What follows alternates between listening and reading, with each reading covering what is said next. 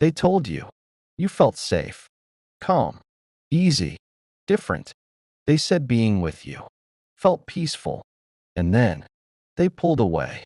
Not when things were chaotic, not when things were toxic, not when you were chasing, but right when it started feeling real. That's the paradox no one explains. Because safety is comfortable, but intimacy is exposure. And for someone with avoidant attachment, exposure feels dangerous. You didn't scare them away by being unstable. You scared them by being safe enough to see them. And when an avoidant feels truly seen, their nervous system doesn't relax. It prepares to escape. This is why they felt safe with you, until they actually did. Because surface level safety is soothing, but emotional safety removes their armor. And once the armor comes off, they feel vulnerable. And vulnerability, to an avoidant, doesn't feel like connection. It feels like loss of control. So they pull back, not because you weren't enough, but because you were getting too close to the parts of them they've spent years protecting. Now here's what most people get wrong. They think, if I was safe, why didn't they stay? Because safety isn't the threat. Depth is. And when safety turns into depth, that's when their attachment system activates. That's when love stops feeling warm and starts feeling exposing. And that's where this really begins. Depth is the trigger, because depth removes performance. And performance is where the avoidant feels safest. At the beginning, they are charming, present, engaged, curious. They open up, just enough. They share stories. They laugh easily. They seem emotionally aware. But that stage is controlled. It's connection, without consequence. It's closeness, without dependency. It's vulnerability, on their terms. And as long as everything feels optional, their nervous system stays calm, because they can leave at any moment.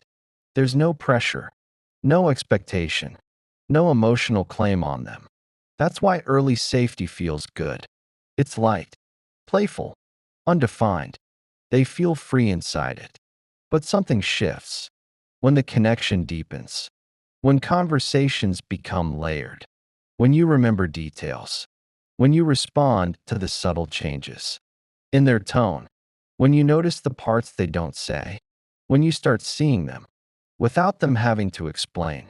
That's when it stops being casual. That's when it becomes intimate.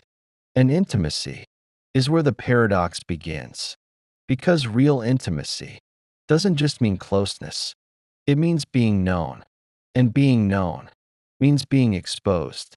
You begin to see their inconsistencies, their emotional hesitations, their shutdown patterns, their guarded reactions. And you don't attack them. You don't demand. You don't pressure. You just see it. And something inside them tightens. Because now the dynamic has changed. You're no longer interacting with the image they present.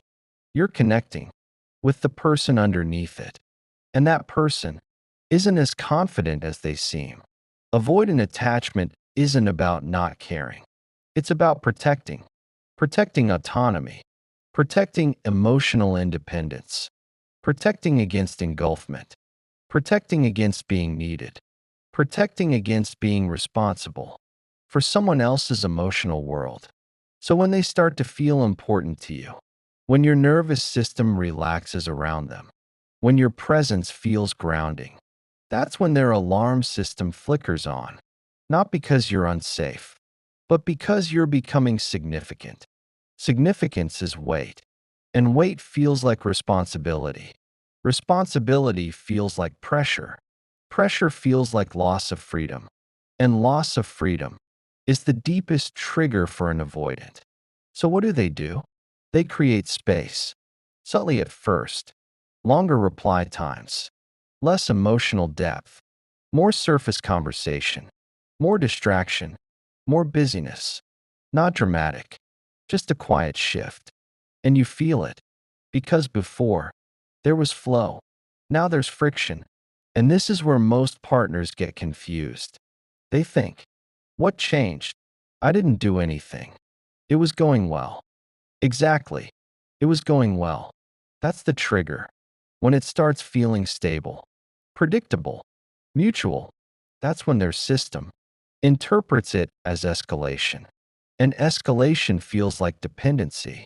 Dependency feels like risk. Because somewhere in their history, dependency meant pain. Maybe they learned early that needing someone leads to disappointment. Maybe vulnerability was dismissed. Maybe closeness came with criticism. Maybe autonomy was threatened. Maybe emotions were overwhelming in their childhood. So they adapted. They learned. Stay self-contained. Don't rely too much. Don't let someone become essential. Don't let someone see the cracks. And you? You made it safe enough for those cracks to show. That's why they felt safe with you. Because you weren't chaotic. You weren't unpredictable. You weren't demanding. You didn't push. But once that safety turned into emotional visibility, once they realized you were actually seeing them, their protection system activated. Not consciously. It's rarely conscious. It's physiological. Their nervous system detects closeness as potential engulfment. Their body registers intimacy as loss of control. So they pull back to regulate. And here's the painful truth. The more secure you are, the more confronting you can feel to an avoidant. Because secure presence doesn't chase. It doesn't panic. It doesn't overreact. It stays steady. And steady mirrors back their inconsistency. You become a contrast. You become calm, where they feel internal chaos. You become grounded, where they feel exposure. You become emotionally available, where they feel overwhelmed. And instead of leaning in, they retreat, not because they didn't feel safe, but because they did. And safety without armor means they can't hide. This is the safety paradox. Surface safety soothes them. Deep safety exposes them. And exposure feels intolerable if they haven't developed secure attachment. So they create distance to restore emotional control, to regain independence, to quiet the intensity, to feel self-contained again. And from your side, it feels like betrayal because you did everything right. You weren't anxious. You weren't dramatic. You were regulated, open, kind, attuned, and still, they withdrew. This is where many people internalize it. I must have overwhelmed them. I must have been too available. I must have been too caring. No, you were just close. And closeness activated their defense. This is important because if you misunderstand this moment, you will try to shrink yourself. You'll become less expressive, less warm, less open, less emotionally honest. You'll think, if I tone it down, they'll stay. But that only prolongs the pattern, because the issue isn't your depth, it's their capacity. Avoidance can desire intimacy deeply, but when intimacy requires surrender, when it asks them to rely, when it invites them to be emotionally transparent, they experience internal conflict. They want you, but they also want control. They want connection, but they fear dependency. They crave safety, but they fear exposure. So they oscillate. Come closer. Pull away. Open up. Shut down. Lean in. Retreat. And the partner who felt like home becomes the very person who triggers their vulnerability. That's why it feels so confusing. Because the same qualities that drew them in, calmness, emotional intelligence, consistency, safety, are the ones that later trigger distance. Not because those qualities are wrong, but because they dissolve defenses. And when defenses dissolve, old wounds surface. And if someone hasn't learned how to tolerate emotional exposure, they will escape it, even if it means losing something good, even if it means losing you. And this is the part that hurts most. They may genuinely feel peace with you. They may genuinely value you. They may even feel love. But love requires staying present through vulnerability. And that's where their nervous system falters. They don't leave because you were unsafe. They leave because you were becoming essential. And essential feels dangerous to someone who built their identity around self-reliance. So instead of saying, I'm scared of losing control, they say, I need space. Instead of saying, this is getting real, and I feel exposed, they say, I'm confused. Instead of saying, you matter too much, they say, I don't know what I want. And the partner left behind tries to decode it, tries to fix it, tries to recreate the earlier safety. But the earlier stage wasn't deep yet. It was light, optional, contained. Once it crossed into significance, the armor cracked. And when the armor cracks, the avoidant doesn't lean into repair. They retreat to rebuild it. That's the cycle. Not because safety failed, but because safety succeeded. And success meant exposure. And exposure felt unbearable. So they stepped back to feel whole again, even if it meant losing something real. Because when an avoidant creates distance, it doesn't feel clean inside them. It feels conflicting, relieving, and unsettling at the same time. The space calms their nervous system. The intensity drops. The pressure eases. They can breathe again. And for a moment, they tell themselves, this is better. This is what I needed. This was getting too much. But here's what no one talks about. When the silence settles, something else starts to surface. Absence. And absence hits differently. When the connection was real, they don't always miss you immediately. First comes regulation. Then comes reflection. Because once they're alone again, without your presence softening them, without your steadiness grounding them, without your emotional warmth buffering their edges, they feel the contrast. And contrast creates awareness. You were safe. You were consistent. You weren't chaotic. You weren't demanding. You weren't trying to control them. And that realization is uncomfortable because now the narrative shifts. They can't blame you for being unstable. They can't justify distance by calling it toxic. They can't convince themselves you were too much. So they sit with something harder. You were good, and they still left. That creates cognitive dissonance. And avoidants hate internal contradiction. So what do? They rationalize. It wasn't the right timing. I just need independence. I don't want anything serious. I'm just not ready. And maybe that's partially true. But underneath those explanations is something quieter. Fear, not of you, of dependency.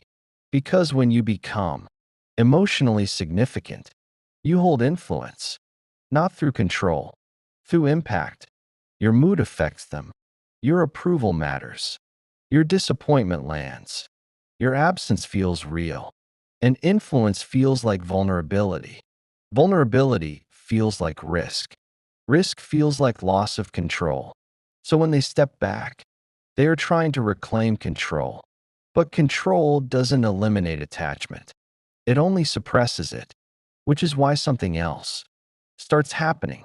They replay moments, not obsessively at first, just casually. A memory, a tone of voice, the way you responded to something, the way you stayed calm during conflict, the way you saw through their surface answers, the way you didn't push, but also didn't disappear. And that's when the paradox deepens, because they realize something. You didn't trap them. You didn't demand them. You didn't force closeness. They chose to open, and now they chose to close. And that ownership is uncomfortable. Avoidants often feel safest when they believe they are the ones deciding. But emotional connection doesn't work like that. It grows quietly, mutually, organically. And once it exists, distance doesn't erase it. It just creates tension around it. This is why many avoidants feel strange after pulling away. They expect relief, but what they feel instead is a hollow calm, quiet, but not peaceful, less intense, but not fulfilled. Because while their nervous system calmed down, their emotional attachment didn't vanish. It just moved underground. An underground attachment doesn't disappear. It resurfaces in subtle ways. Curiosity, checking your profile, wondering what you're doing, comparing new interactions to you, noticing that other connections don't feel the same. And here's something crucial. Avoidants don't always miss you the way anxious types do. They don't spiral outward. They spiral inward. They withdraw into thought. They intellectualize. They analyze. They suppress. But suppression isn't resolution. It's containment. And containment leaks, especially when you don't chase. Because if you chase, they can stabilize the narrative. She needs me more. This is too intense. This confirms I need space. But if you stay steady, if you don't react dramatically, if you don't beg for answers, if you don't try to reopen the door, their internal system has nothing to push against. And that's when awareness sharpens. Because now your absence is not chaotic. It's dignified. It's calm. It's self-contained. And that triggers something unexpected. Respect. Even if they don't say it, they feel it. Because deep down, avoidants value strength. They value independence. They value emotional self-regulation. And when you embody those things, without hostility, you become difficult to dismiss. Now the safety paradox flips again. At first, your emotional safety exposed them. Now, your emotional steadiness without pursuit confronts them because they expected intensity, or reaction, or pursuit, or emotional pull. And instead, they got space. And space forces introspection. They start wondering, did I misjudge this? Was I protecting myself? Or avoiding something real? Why did that feel so threatening?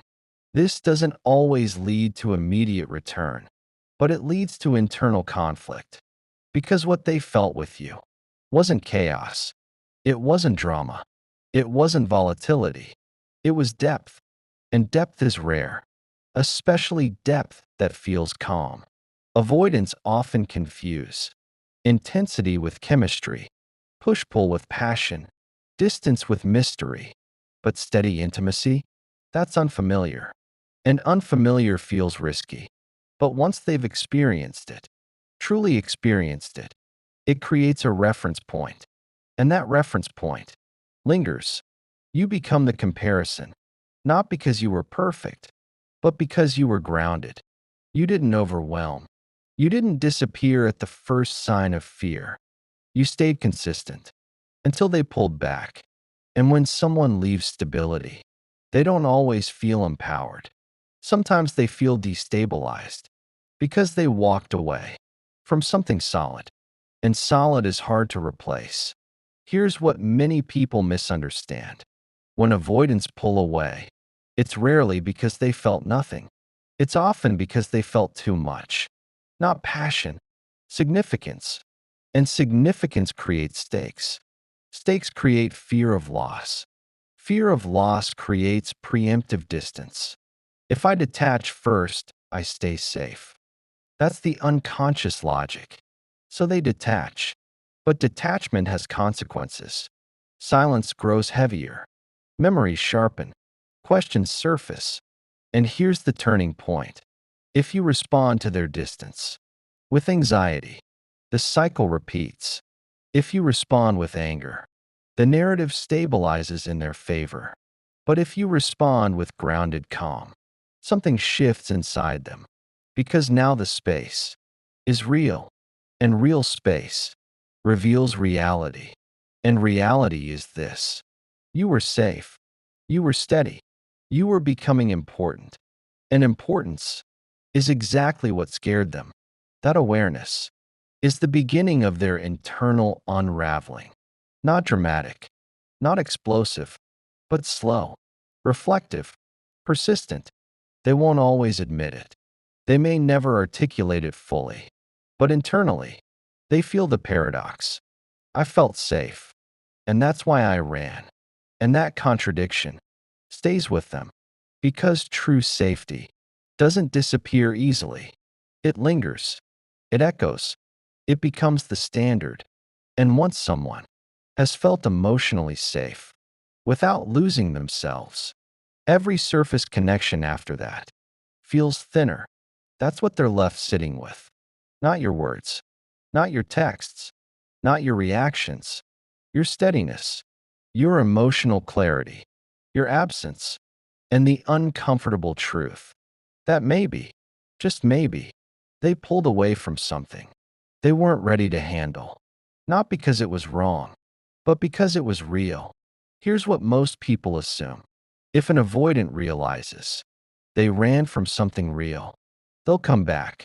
But realization doesn't automatically create capacity.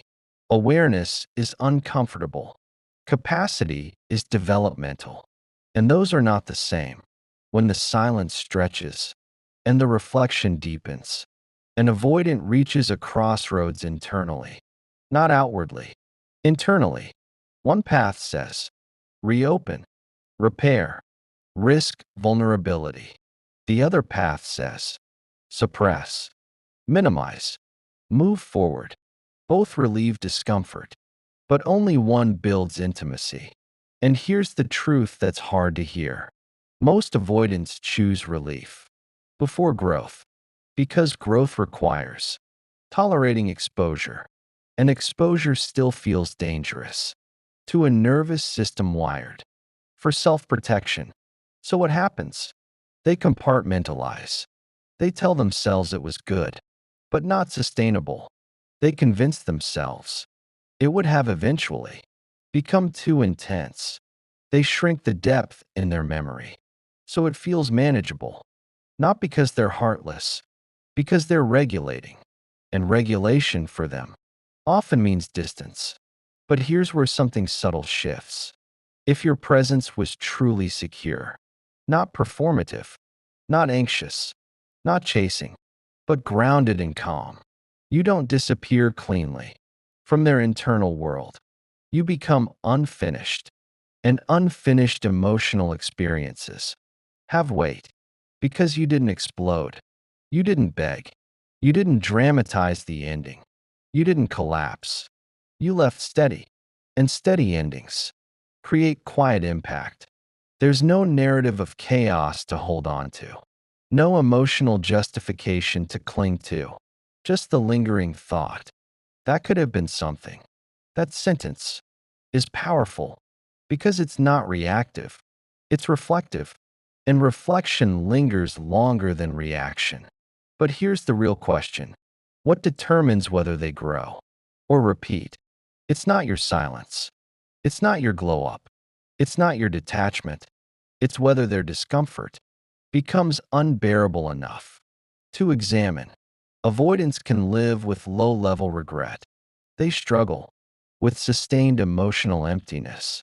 If after pulling away, they quickly fill the space, new attention, distraction, work, casual connection, they can mute the discomfort. But if they sit in it, if they feel the absence fully, if they compare depth to surface, if they notice that peace felt different with you, that's when something cracks open. Because eventually, even a highly avoidant nervous system starts recognizing patterns. Why do I always leave when it gets real? Why does stability feel suffocating? Why do I chase intensity, but retreat from calm? Those questions are the beginning of earned security, but they're uncomfortable, and not everyone is willing to go there. This is where your role ends. And this is crucial. You cannot grow someone through absence. You cannot evolve someone through silence. You cannot heal someone by being stable. You can only reveal them to themselves. And you already did. By being safe. By being steady. By not escalating, by not collapsing, you created contrast. And contrast is information. Whether they use that information is not yours to control. Now, here's where many people get pulled back into the cycle. They sense the avoidant reflecting. They feel the subtle reach out, the breadcrumb message, the casual check in, the low risk reconnection. And they think, this is it. Now they see. But watch closely. Is it depth or is it familiarity? Avoidants often return to restore comfort, not to expand capacity. They want the calm. They want the safety. They want the emotional steadiness. But do they want the vulnerability? That's the difference. Because real repair requires acknowledgement, not vague warmth, not nostalgia, not chemistry, accountability, clarity, intent, and emotional risk. If they return without that, you're not seeing growth. You're seeing regulation. They're stabilizing again. And if the depth reappears, if the emotional exposure resumes, the same internal trigger activates, unless something inside them has changed. And change is not words.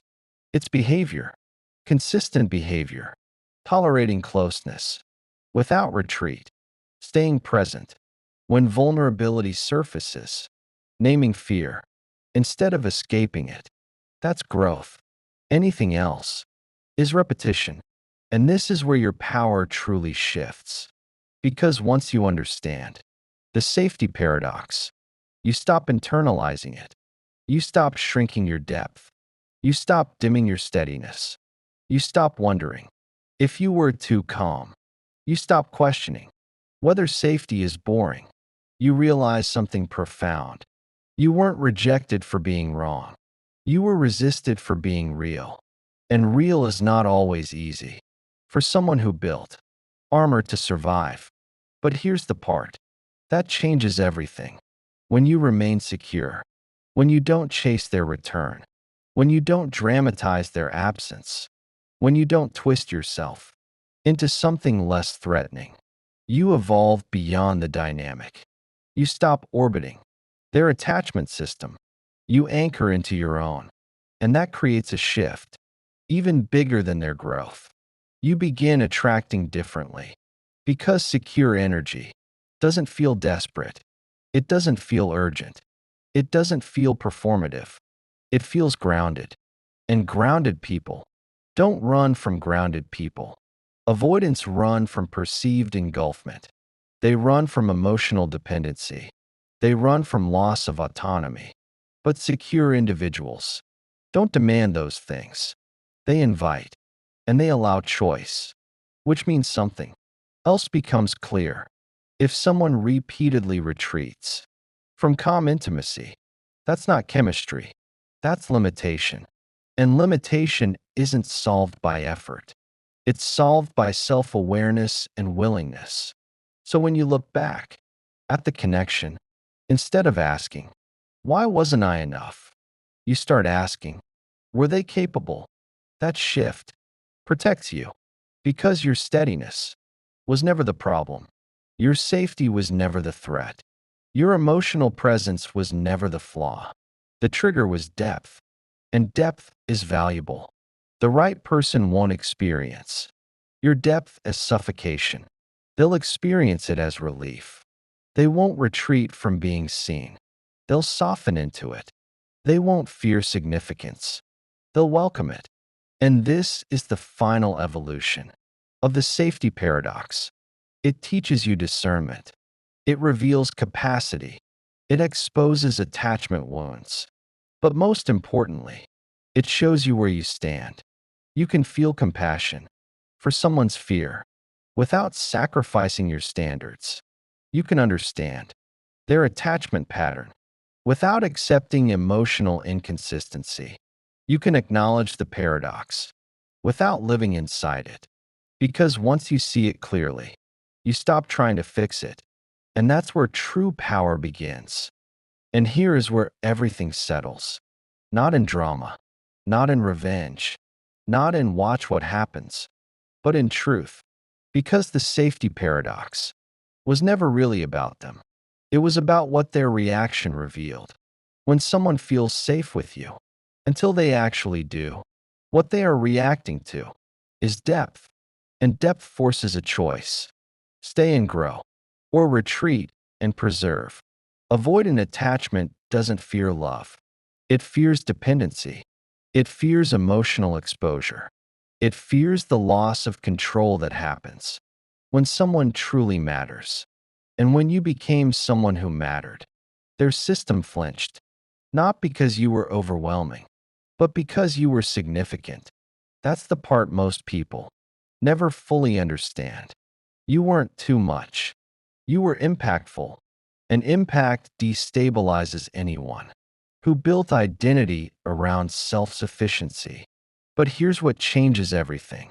When you stop interpreting their withdrawal as a verdict on your worth, you free yourself from shrinking. Because many people make a silent adjustment after this. They soften their standards. They reduce their emotional clarity. They pretend not to care as deeply next time. They try to appear less invested, less steady, less real, just in case safety triggers fear again. But that's the wrong lesson. The right lesson is discernment. Safety doesn't repel secure people. It exposes avoidant ones.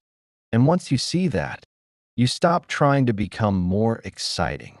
You stop confusing unpredictability with chemistry. You stop thinking intensity equals depth. Because what happened wasn't boredom, it was vulnerability. And vulnerability requires capacity. Now here's something subtle. When an avoidant leaves, after closeness deepens, they often feel two emotions at once: relief and loss. Relief because the pressure of emotional exposure is gone. Loss because the depth is gone too. And those two emotions compete.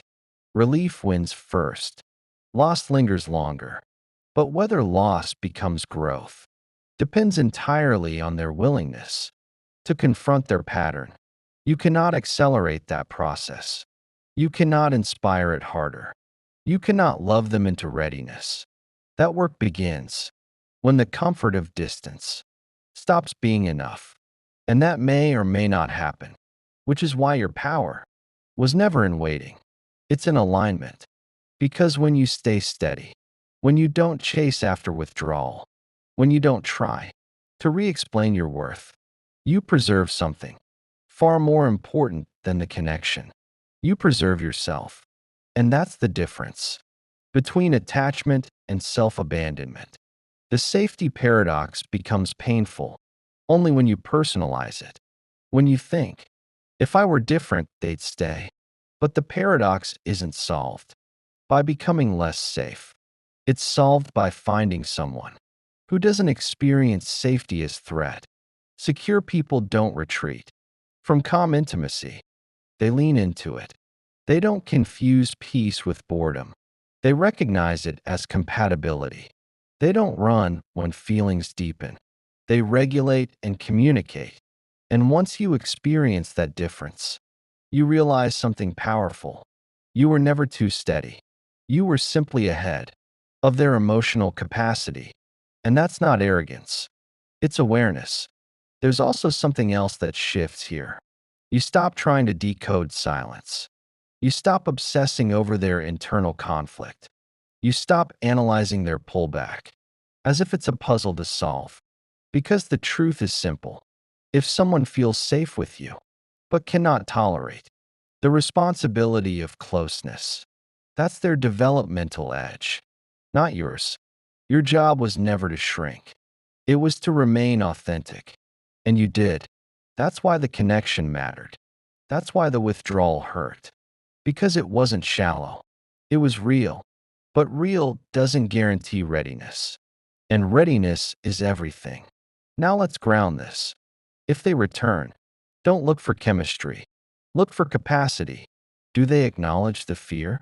Do they name their pattern? Do they show consistent behavior under closeness? Or do they recreate the same cycle once vulnerability reappears?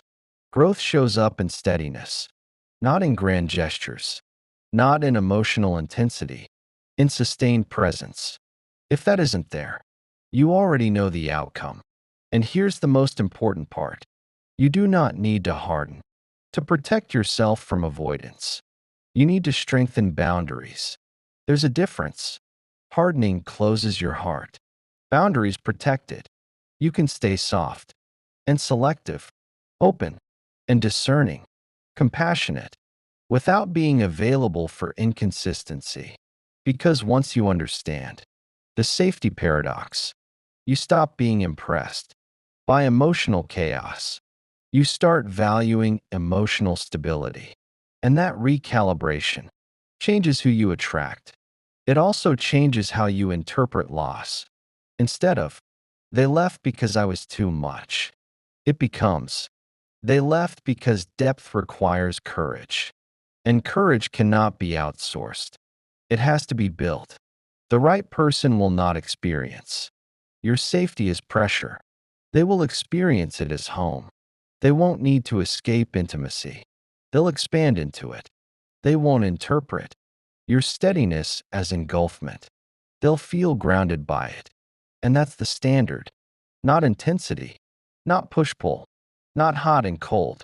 Capacity. If someone repeatedly retreats, when things get real, believe the pattern. You don't need more evidence. You need alignment. Because the ultimate truth of this paradox is simple. You cannot build intimacy with someone who is still building. Tolerance for intimacy, and that realization, as painful as it is freeing. You stop chasing emotional potential. You start honoring emotional reality. And when you operate from reality, your nervous system relaxes. You don't need to analyze every shift. You don't need to monitor every silence. You don't need to earn stability. It either exists or it doesn't. So if someone felt safe with you until they actually did, understand this. Your presence exposed the depth they weren't ready to sustain. That is not a flaw. It is information. And information empowers you because now you know. You know what your calm does. You know what your steadiness evokes. You know what your depth requires.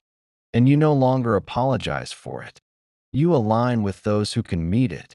That is growth, not chasing someone's armor, but recognizing when it's not yours to dismantle. And once you understand that, you don't fear the paradox anymore. You transcend it. If this resonated, don't rush past it. Most people hear this and immediately think about them. But this isn't about analyzing the avoidant. It's about refining your standards. Because once you understand that safety only scares someone who isn't ready for depth, you stop chasing reassurance and you start choosing capacity. If you want more conversations like this about attachment, emotional patterns, and how to build real security, subscribe, not for drama, for clarity. And if this shifted something in you, comment capacity below, not as a trend, as a decision. Because the moment you stop shrinking to keep someone comfortable, you become undeniable to the ones who are ready.